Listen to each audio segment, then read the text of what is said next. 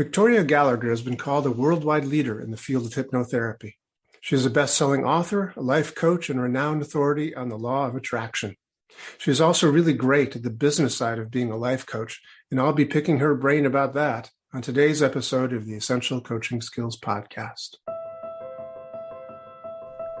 You are listening to the Essential Coaching Skills Podcast, a show devoted to uncovering the systems and the secrets that set the best apart, where you learn how to take your coaching clients to the next level, while you grow the coaching practice of your dreams.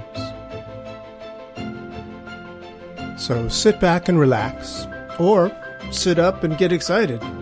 Either way, you might want to pay attention. This could be important. Victoria Gallagher, welcome to the show. How are you? I am wonderful. How are you, Doug? I'm good. I'm very good. Before we get on, we were just comparing notes because Victoria is in Phoenix, Arizona, and I'm upstate New York, and the temperature differences are quite a lot. They are. It's super cold here. It's 68 degrees. Yeah, I know. Fahrenheit. Don't know how you manage 68. Wow. It's going to be a low of 47 though. So nice. Bundle up.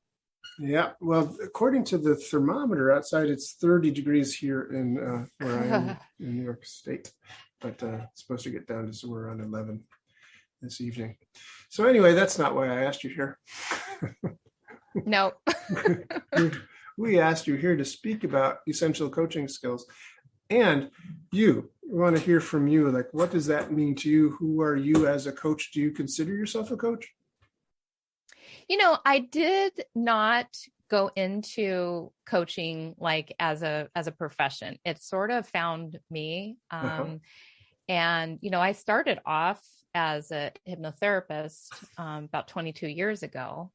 And, you know, and when you're a hypnotherapist, sometimes, as you, I'm sure well know, sometimes your sessions just kind of turn into like, well, you know, we're not going to necessarily get into the hypnosis today because they have so much to talk about.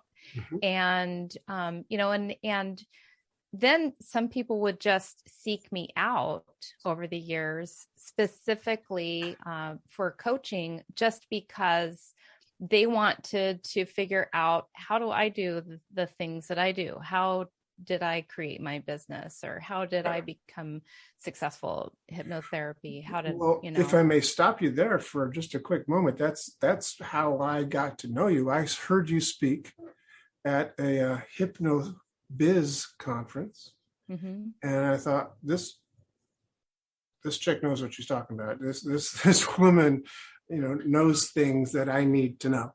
And I sought you out to be my business coach for, I don't know if it was 6 months or whatever, but you helped me a lot in figuring out how to do some of the things that I am now doing. You know, teaching online and having online courses and doing funnels for marketing and things like that. So yeah, I sought you out as a coach. Well, and I'd love to speak to that, because I think that therein lies my big tip for and technique, or, you know, one of the many that I could share. But at that time, I will tell you, I will be honest with you, I'd never coached anyone on their business before, mm-hmm. on making a funnel, on making a you know, and I was you know, you being who you are in this business, in this industry, it was a little intimidating, really.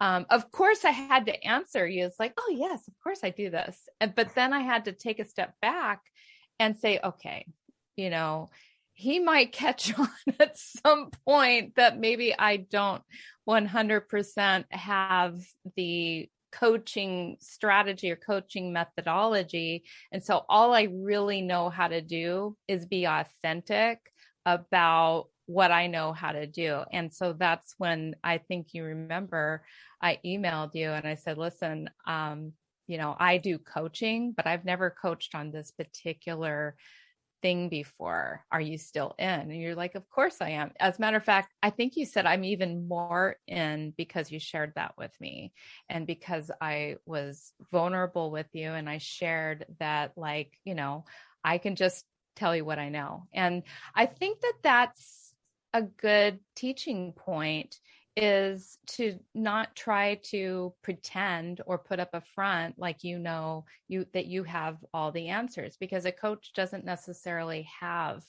all the answers. What a coach actually does is draw from their their client. Some people are students, some people are participants, but draw out from their their client what it is that they want, what's getting in their way of having the result, and help them to break down their goals. And you're not really inputting anything. You're, for the most part. I mean, it depends on the kind of coach you are. I mean, if you're really teaching somebody like, okay, I've built a funnel before, and I can teach you how to build a funnel because I've done that. But I don't necessarily know how to build a funnel for havening, right. And so I have to help you to get clear on what it is that,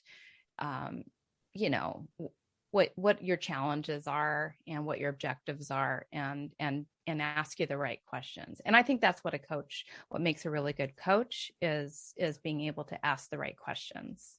Cool. And I completely agree. How do you know what is the right question? How do you come up with the right questions to ask? One of the things I've started doing recently is doing a kind of a really deep dive discovery questionnaire. So I have my clients actually think ahead of time, like it's almost like a coach call in and of itself. I'm just not present. And so I have them really do a very deep dive.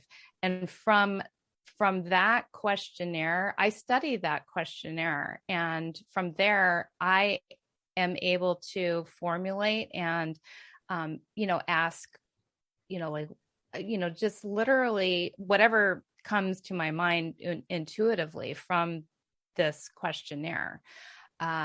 So, that they're formulated really just from curiosity. Mm-hmm. Like I just take a genuine interest and curiosity. I think about where they want to go, and I put myself in their shoes, and I think about, well, what would I need to do next, and structure the questions in a way that helps them to arrive at that same answer. Cool. I like that. So Victoria, tell us a little bit about this. You said you got into hypnosis about 22 years ago? You know what? Hang on one second. My AirPods are cracking up a little bit, breaking up, and I just need to disconnect and reconnect. Okay, I'll just pause the recording for a minute. Can you restate the question? I'm sorry. Sure, sorry. Yeah, I said, well, tell us about you. You're 22 I have no years sound now. Okay, I'm sorry. So Victoria, let me just ask you, you said you got into hypnosis about 22 years ago, is that correct? I did. And were you doing anything before that? No, I was just sitting on the couch watching soap operas, eating bonbons. Oh, I love bonbons. That's so nice. No, prior to that, I was in the financial services industry. I worked for Solomon Smith Barney as a financial consultant. Uh-huh. And so I got into that like in 1992. And so for about 6 years, it was going well, and I was super proud of what I did and excited to go to work every day. And I was kicking butt. I had started with about 12 rookie brokers, which are all men and I outlasted everyone and got myself into the corner office and had a great book of clients and all of that. And then one day, I just started to realize I wasn't passionate about that career anymore. And I couldn't seem to get up and go and do it anymore and get on the phone and dial for dollars and all the stuff I was doing. And so I took a personal development seminar, and, and I've been studying a lot of personal development that whole time. And, read lots of books, Think and Grow Rich and Total Self-Confidence. And, I just had a real deep interest in personal development and self-improvement. And when I took this seminar, we did a lot of closed eye techniques. And I really, really liked my experience with that, and what, I just felt transformed. I felt changed. And I just wanted to share that experience with other people. And so I just sort of went on a little bit of a search on what that looked like for me. Was I just going to get a lot of people to come to this seminar? That didn't seem to work. A lot of people, not everybody was like a personal growth junkie and wants to go and take a personal development seminar. And so one day I just kind of stumbled upon, because I decided that I wanted to just create this website with a lot of hypnotherapy programs that people could just listen to in the comfort of their own home. But of course, I didn't know if I didn't have any credentials to do that. And so I became a hypnotherapist. I, found just all of a sudden out of the blue, I was like, oh, this is exactly what I've been looking for.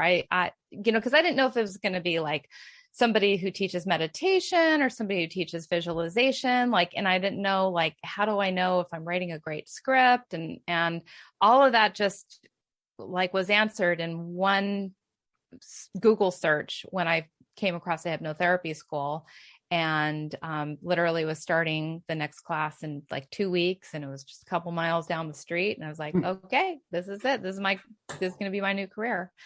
And so I, that happened in 1998. That was February, March, 1998. And yeah.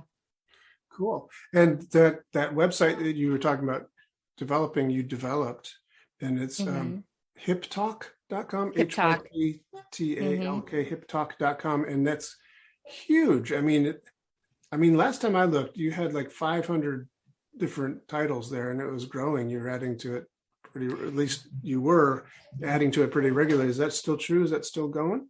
It is still going. And, 500 is such an old number for me now.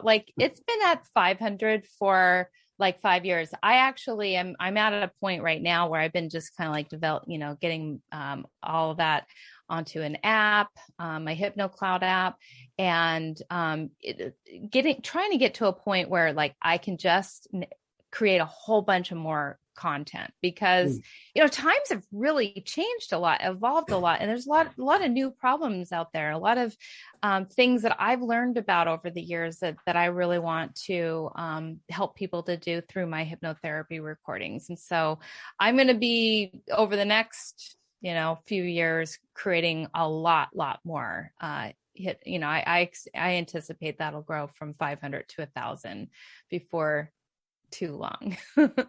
Do you think when you say the numbers, just you haven't changed the number, there's actually a lot more recordings than 500 already? Number one, there are a lot more than 500 now. I'd say it's probably upwards of 600, 700, but I just have not changed the number.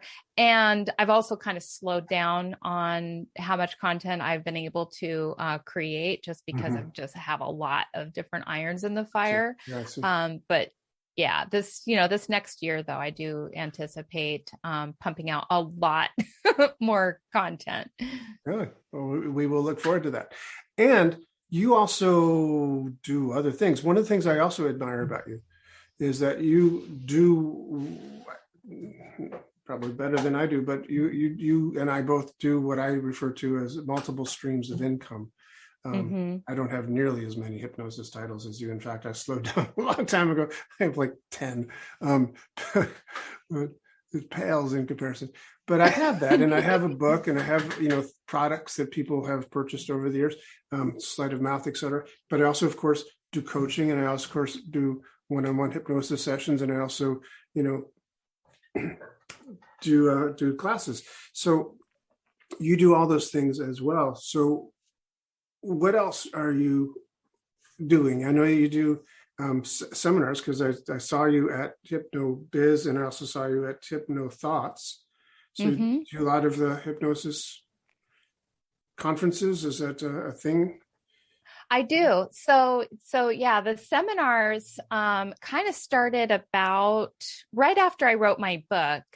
I decided that's I'm sorry. Yeah. Practical Law of Attraction. Nobody can see me pointing to it. Practical Law of Attraction. Yes. Go ahead. Yeah. So right after I, and that's, when I realized that I'm getting like tongue tied because there's like, how you want to say 10 things at the same time. So, after a good like 10 or so years as a hypnotherapist and hiring my own coaches, and getting my website to this point where it was, the 500 hypnosis, programs.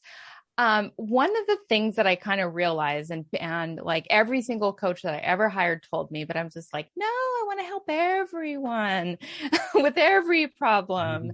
And, and kind of what I realized is that, that wasn't very effective. And so I decided that I really wanted to specialize in, the manifesting and law of attraction techniques and area. And so I kind of I talk about that a lot, and people really kind of started approaching me to talk about that. And so my very first,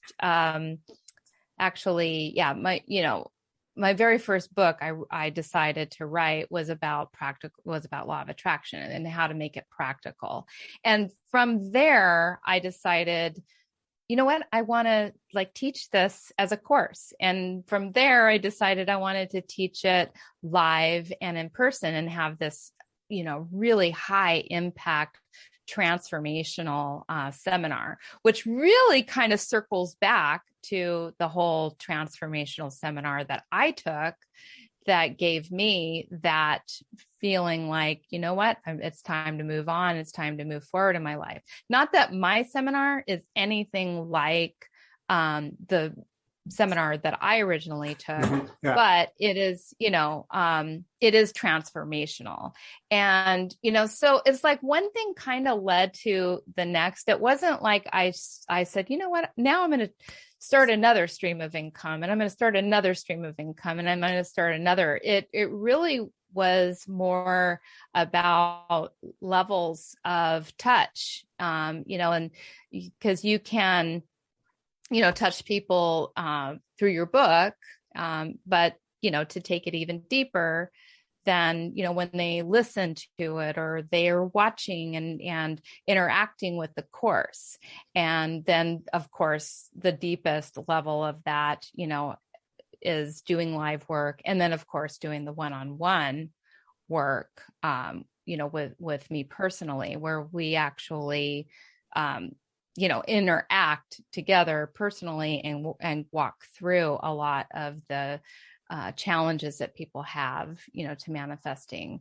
So, yeah, I mean, I have a ton of I probably have about 10 different streams of income. I've got my funnels, I've got my books that I sell on Amazon. And, interestingly enough, that was such an accidental form of income. Like I had no idea that the book would actually generate money. Like a lot of other authors, I kind of thought the book was just going to be a tool for getting myself in front of, in front of people, and, something that I could, get me onto podcasts like yours, get me, on stages, and it has done all that, but it actually makes money. I mean, it actually is part of, my income stream. Sometimes makes more money than other times, but it's, it's fun, to and I get to call myself an author, and not only that, but a best-selling author. So, it's definitely, lots of different channels of income. And I think it's smart when you are a coach. That's one of the things I love to help people do, is help them to come up with different ways, because, you are going to limit yourself when you're just doing like the one thing. You only have so much time in a day, right, as a hypnotherapist or a coach or whatever. And you can only charge so much, and so, I mean, everyone that's ultimately successful at this, I mean, if you look at the highest of the highest, I mean, even, Tony Robbins and Brendan Burchard, and, they all have products, they all have ways of making money, and I just saw that going into it. Like, I didn't even have any intention on becoming a coach or a hypnotherapist. I got certified in hypnotherapy because I wanted to make my recordings legitimate. Oh, interesting. Yeah. But then I said, hey, you know what? I can just go ahead and open an office. And so I did. And I opened an office, and I started seeing and practicing clients. And I'm so glad that I did that, because it really opened up my eyes to really see like what the actual, like, not just the made up conversations that I think people are having in their minds, yes, to help them to solve their problems, but the actual, like, what are people actually saying to me during these sessions? What, and so now I, obviously I got the, you have that real dynamic foundation for like, what do people really need to hear? Yeah, for sure. And I think that they not only feed each other, having multiple streams of income, feed each other income stream wise, but also, as you said, they inform each other. Because when you're making up scripts for a recording, you sit down, you write them, you think of interesting ways of saying them that may then go into a session that you do with somebody the next day. And you sort of allude to the same thing that you wrote in the script. But gosh, it is a pet peeve of mine, let me just say, that some people are trainers of things without doing it. Because, I've seen NLP trainers, I've seen hypnosis trainers who do these trainings, but they are not therapists or practitioners. They're not seeing people. But when you see people, you realize that theory only goes so far. When you're working with a human being, technique has to be like a very flexible thing. And you've got to be able to listen. You've got to be able to, be creative and find new workarounds and that sort of thing that you only get from working with actual human beings. And technique is only a guideline. Yeah, exactly. You have to be able to use to me, so much of working with people is using your intuition. And really listening to them at a very deep level. Yes, yes. And so it's I think that's more important, honestly, than most of the techniques. I mean, it's good to, you have the techniques, those are the rules, like you learn how to drive, right. You have to learn how to use those tools. But you also have to be willing to be flexible. Sure. Absolutely. The person with the most flexibility wins ultimately. And I would like to say a little plug for your book. I'm not by nature a very woo-woo kind of guy. I'm one of the reasons I love havening is because havening has the backbone of the science behind it. It works, beautifully as well as anything else, maybe better. And it has that science behind it. So I've always been skeptical of things like the law of attraction. It's like, well, it's not really a law, but maybe it is. But when I read your book, it's like, wow, this actually makes sense. This practical law of attraction. Maybe it's because it's coming from your background in, finance and, sort of very practical way of approaching life sort of thing.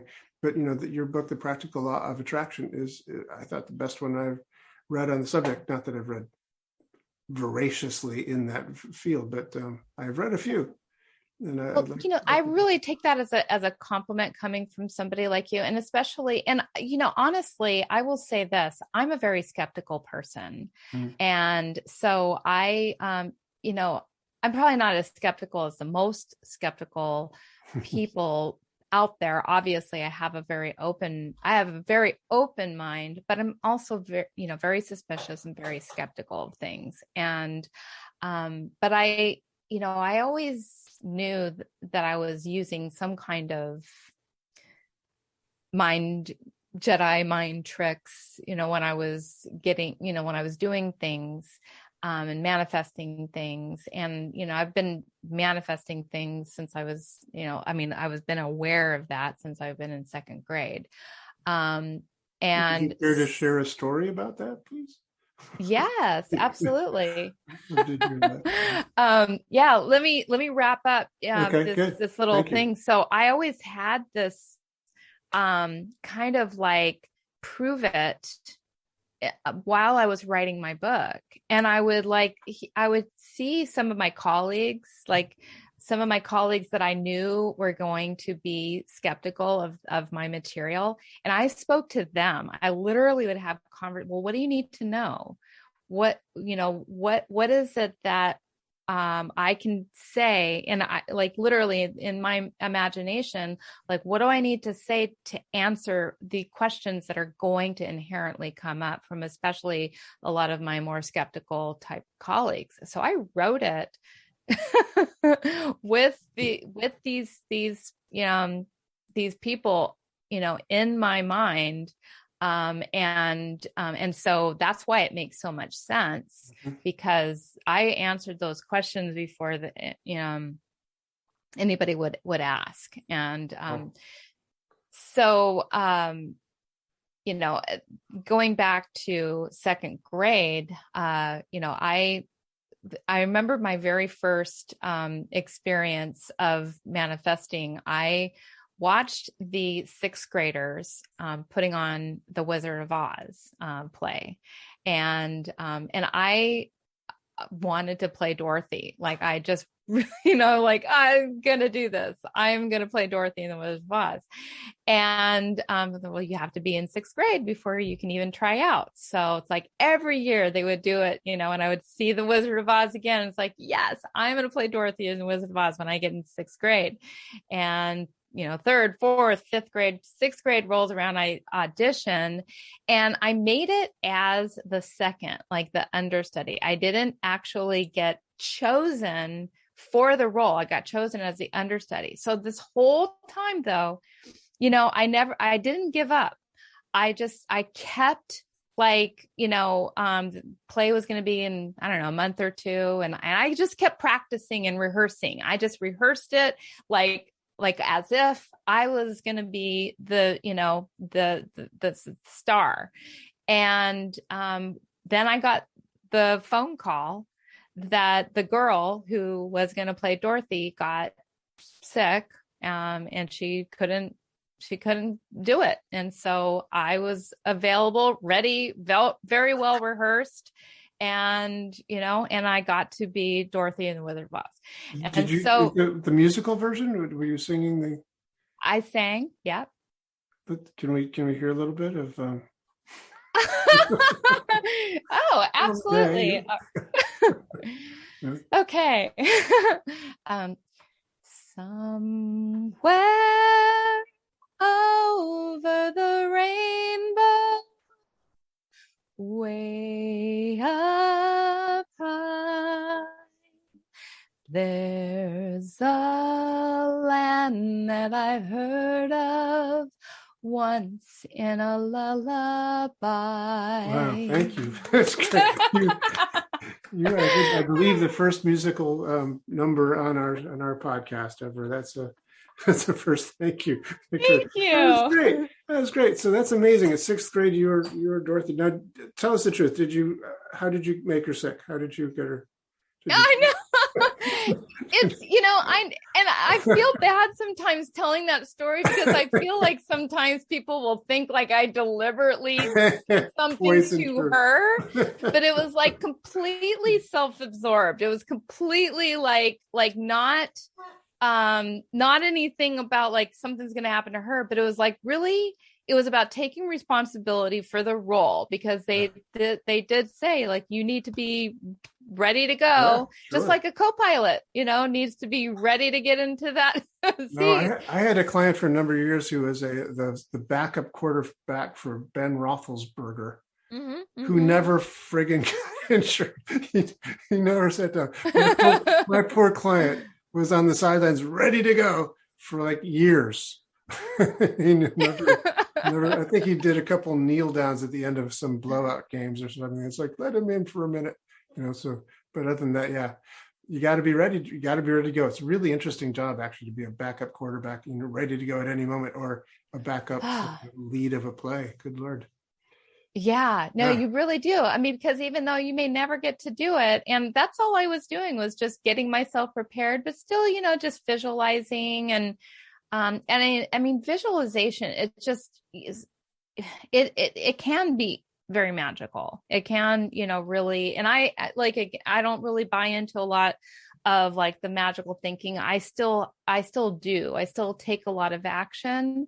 But there is something really interesting about visualization, that if you visualize something strong enough, I really think so much of it has to do with just being open and ready and seeing new opportunities as they arise, and it plays, a huge role with the reticular activating system in our brain, showing us things, showing us what we're focused on, where if we're focused on other things, we wouldn't necessarily see the opportunities that we have available to take action on. Yeah, but your story is a great one because, it isn't just I sat in my room and visualized.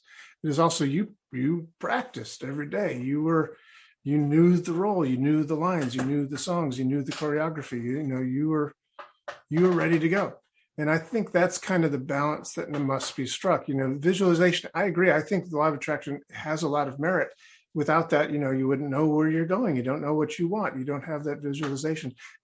And you combine that with, doing work, constructing the funnels, doing the things necessary to make your business run. Yeah, well, then we got a formula going there. And That's what I loved about your book too. It didn't leave that part out. It's a practical application of the law of attraction. Exactly. It is practical. And I couldn't explain it any other way. I couldn't just leave people hanging on this whole notion of like, well, all you got to do is just raise your vibration. And all you have to do is say these affirmations. And it's like, well, why is that going to work? And, I myself, I needed to answer those questions in order to really feel like I'm giving a proper structure here, something that they can actually do about it. But inherently I'm kind of a doer by nature. I probably fall a little bit more on the take action side of things than I do on the leaving it up to the universe, side of things. To me, I think it's a balance. It's really a balance of both, because we don't have all the answers inside. We do need help. We do need to ask for support. We do need to ask to be shown, whether you call the universe your intuition or your subconscious mind or the superconscious mind or God, whatever, there is something that you need outside of you to help guide you. Yeah. Outside of your conscious mind, at least. If you call it the subconscious, it's not outside you, but it's out of your conscious mind. Exactly. Yeah. Beautiful. So Victoria, I could talk to you all day. This is fascinating to me. It really is. And the podcast is entitled The Essential Coaching Skills. And I'd like to ask people, what do you think for you, if you were to talk to somebody who's starting off in coaching or wants to get better and be successful as a coach, what do you consider to be an essential coaching skill? I know we've talked about the importance of deeply listening and asking the right questions, and maybe that's already the answer to the question, but just putting it out there, what do you believe to be like an essential coaching skill? I'm going to actually take a marketing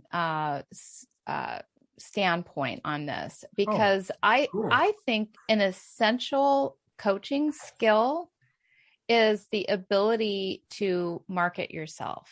Beautiful. I'm delighted to hear you say that. Please, because let me just stop. We've had a lot of people who answer that question, and then I have to go on and say, well, what about, making it a business? How do you make it a business? How do you, market or whatever? But let's just start there, because this is underlooked. I've had a lot of people in my own practice where I've taught them to be a certified hypnotist or a certified NLP practitioner, and then they think because they have a shingle, because they have a diploma, that the world's going to beat a path to their door, and that's all they need to do is put up a website and I'll be successful. But tell us more about marketing, please.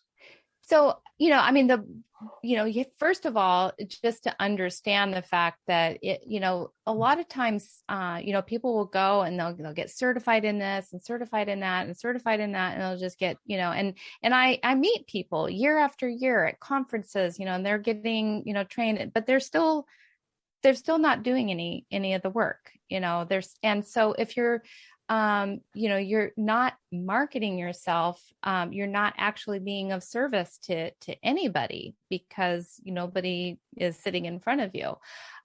So it really comes down to, knowing when you have you have enough information. I mean, yes, you want to improve your, skills, every year, and continue to hone your skills and to continue to get more information. But at some point, you've got to say, you know what, I'm worth it, and I'm good enough as I am, and now it's time for me to get clients.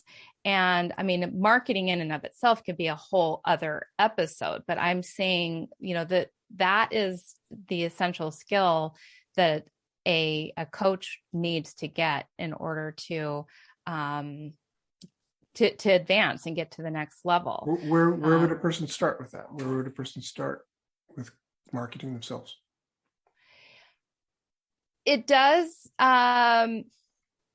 The very, very first thing that you really need to know to market is who do you want to be your target? I think that's probably one of the, and because marketing really in and of itself is, about being where you need to be for who is looking for your, particular way of doing, your particular services. So to me, it all starts with identifying who you want to work with. That is probably the most difficult challenge that I find that most people have, is narrowing down. This is who this is the type of person I want to work with. Finding out what are their top issues that they're dealing with, and marrying those top issues with your very specific skills that you have on how do you solve those issues for them? How do you help them to solve those issues? So it's really understanding your who. And then knowing, where do those people hang out? Where, what kind of Facebook groups might they hang out in? What kind of magazines do they read? Where are you going to find those people? Learning to speak their language. Because, salespeople speak a completely different language from somebody who works in a restaurant, or whoever your people are, what kind of language, and you really want to understand how they speak. Once you kind of like get all of that understanding of who your person is, where they hang out, creating some sort of a lead magnet, for them, that you give away entirely for free, that solves a tiny little bit of their problem. And having a website or a funnel that you can give that lead magnet away to. And then really from there, it's about where do you want to take them next? And what is that customer journey, that, what is the ultimate thing that you're going to have them do? Or, do you have a system? Do you have an 8-step, coaching system? Do you have a 3-step? Do you just want to see people one-on-one? Where are you taking them? What is the ultimate thing that you want that person to do with you? And structuring that journey along the way. It starts off with your free lead magnet. Maybe then, they might be ready to take a little, course with you. And, from that little course, maybe they're also ready to sign up for a free discovery call. I think discovery calls are a really, really great way to get people in front of you and to walk them through the process of what they need to do next. And most of the people that I see have come from just signing up for a free discovery call. And 15 minutes, and that gives you enough time to ask the right questions, ask them about their problems, ask them, what their life would be like when this problem is resolved, and, help to just kind of give them just a little taste of what it's like to work with you. So, those are just a couple of, again, like going into this whole marketing thing, that's like a whole course or a whole whole day, in and of itself. But those are like a couple of tips. Well, I can happily have you back on again if you want to tell us more. But, goodness gracious, that sounds like work, Victoria. Can't I just visualize stronger? Can't I just... I think, visualizing the result and the game and, plan will help you and you don't necessarily have to do all the work.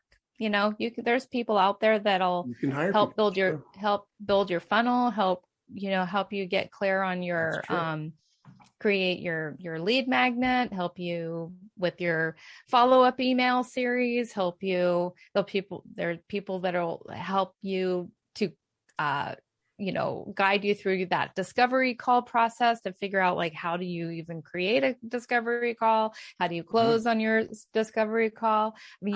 And that's probably been one of the biggest things for me, is to know okay, I don't have to do everything all by myself. Cause so many people, and it's not as expensive as you would think, to hire people to do things for you, so, there's help out there to create all these things, but you do have to kind of know what you want and where you're taking people and what to create and get a little bit of an overview. And then you can kind of figure out okay, I need to outsource this. I can outsource that. This I can do myself. Right.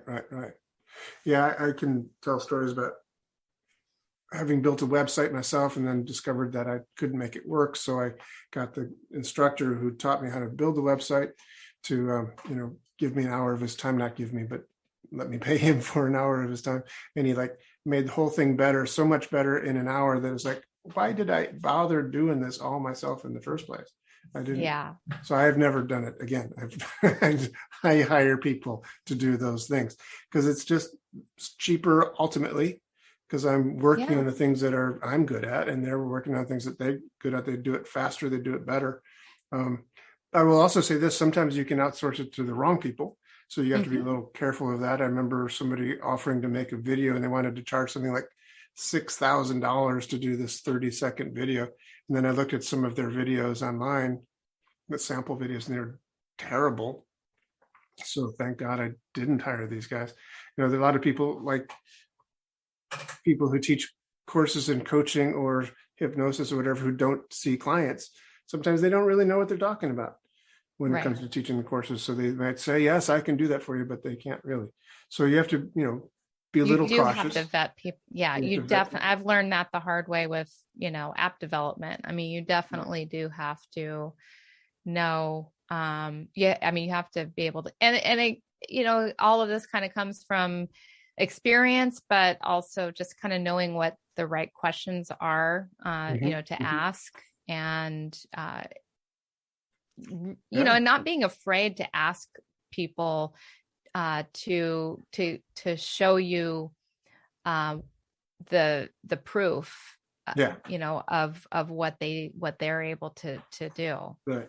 And if you do things like, if you want somebody to, let's just say hypothetically, do a ghostwriting for you for a book or whatever, get a number of people who are ghostwriters to write a sample chapter, and have them, each of them write, the first chapter of the book, and then look at them and see which one you like, and then hire that person for the rest of the book.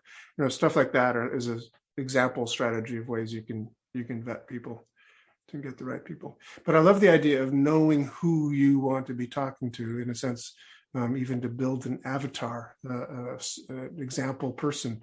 This is Alice. She's my ideal client. She's, 35 years old, mother of two, or whatever. You just build this, imaginary person who fits the parameters of your ideal client. And then you write your material to Alice, to this person, to this avatar. Exactly. And, not only that, but, if you really think about it, I mean, being good at marketing is also going to help you get better at what you do. Because, well, it's going to give you more experience because you have more people coming to you, but you, you have the type of person, that, you're just going to keep getting better and better at dealing with that type of person. And, and like, that's why, for me, like, I don't deal with anybody that has any trauma, like serious childhood wounds. I don't deal with anybody that has, health issues. I don't deal with any of that because, you know what? I don't deal with those people. So I would be doing a disservice. I deal with people who are having, want to quit their day job and, become an entrepreneur, or people that are already entrepreneurial and, want to take their business to the next level. Yeah. And, and I know that's who I deal with, and that's who I get better and better. I do some soulmate work, as well, cause I've done that. And, I don't do anything that I don't know how to do myself, and I think that that's a really, really good, tip, Would you say that you have a lot of people that you regularly refer to? Do you have doctors or psychiatrists or whatever, that if somebody comes to you with deep family trauma or whatever, childhood trauma, that you'd say, okay, well, call this person or call that person? Do you have those referrals at your fingertips?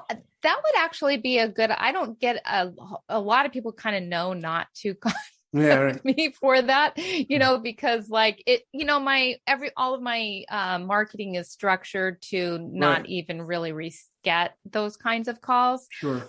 It probably would be a good idea to have a little resource page of, or at least, something that, so I usually just tell them that's just not something I deal with. Gotcha. But I don't have the actual lists or referrals of people that do deal with that. Got it. Cool. So, and so we talked about hiptalk.com. The other website that most people go to these days is victoriagallagher.com. Is that correct? with the M, VictoriaMGallagher.com. Oh, Yeah. If you go to Victoria. Victoria Gallagher, that's not that doesn't have any website built on it. Okay. I tried to get that domain, but that somebody else owns it. Okay. So Victoria M. Gallagher, which is spelled GALLAGHER.com. So VictoriaMGallagher.com. Yeah. For more information and to get hold of Victoria.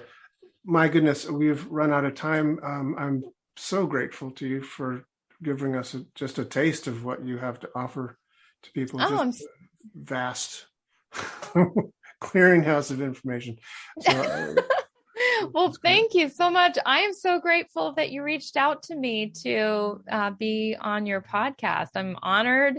And, you're, an amazing person, amazing, hypnotherapist, havening specialist, all. Yeah. I mean, No, but seriously, it's, like I said, the first day I met you, I said, I need to know more from this person. She really knows what she's talking about. And I didn't hesitate. I went up to you at intermission of the conference. I said, do you do coaching? I need you to help me. I remember that clearly. Yes. Yeah. That was awesome. I also remember the look of shock on your face when I asked you to. It's like, yes. Yeah, of course I do. Yeah. And then of course, then the little like, okay, I need to come clean here. That was great. So glad I did that, and so glad I had you on the show today. So thank you very much. Me too. Hopefully we'll see you again for more of your tips and tricks of your very successful hypnosis and coaching practice. Thank you. I would be delighted. Right, thank you so much. Thank you. Well, that's our show for today. Thank you so much for joining me. If you want any more information about today's show, please visit our website at www.essentialcoachingskills.com. Be sure to tune in again next week for our next episode and discover even more about the systems and the secrets that set the best apart.